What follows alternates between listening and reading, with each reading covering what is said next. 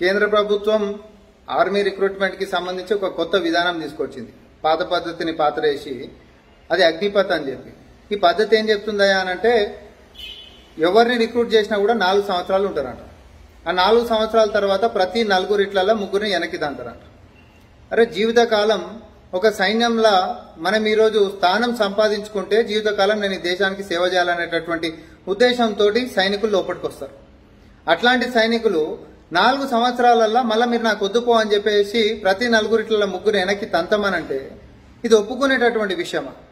ఇంకోటి పాత విధానంలో మరి మిగతా దేశాలని అన్ని తుర్క దేశాలని ఈరోజు ఏవైతే కంపేర్ చేస్తా ఉన్నారో ఈరోజు సిగ్గుండాలి. ఫస్ట్ ఆఫ్ ఆల్ మనం ఆడదాకా దిగజారిపోయినామని చెప్పనీకే కానీ ప్రతి మిగతా దేశాలతో చేస్తున్నప్పుడు అది మ్యాండేటరీగా ఉంది.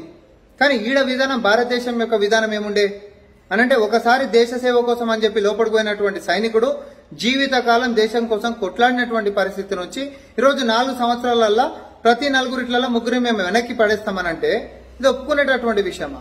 ఆయన పాత పద్ధతులలో తీసుకుంటే నొప్పేంది? దేనికోసం ఈ యొక్క విధానాన్ని మార్చినటువంటి అవసరం ఉంది? 1,00,000 మందిని తీసుకో, ఇంకో 1,00,000 మందిని తీసుకో, వాళ్ళకి ర్యాంక్ పెరుగుతుంది, జీతం పెరుగుతుంది, తర్వాత రిటైర్ అయినాక పెన్షన్ కూడా వస్తుంది. తద్వారా ఆ సైనికుడు యొక్క కుటుంబం ఈ యొక్క దేశం కోసం సేవ చేసినందుకు కృతజ్ఞతా భావంగా ఈ యొక్క ప్రభుత్వం వాళ్ళని కీర్తించుకున్నట్టు అవుతుంది. కానీ ఈరోజు మీరు తీసుకొస్తున్నటువంటి విధానంతో 4 సంవత్సరాల తర్వాత నాకు చేయాలని ఉన్నా కూడా నన్ను బయటికి పంపిస్తే అసమ్మతితోటి బయటకు వచ్చినటువంటి సైనికుడు పరిస్థితి ఏం కావాలి? ఆ సైనికుడు మనం చూపిస్తున్నటువంటి గౌరవం ఏంటిది? దయచేసి ఈ కోణంలో ఆలోచించాలి. ఈ యొక్క కొత్త విధానాన్ని పక్కకేయాలి.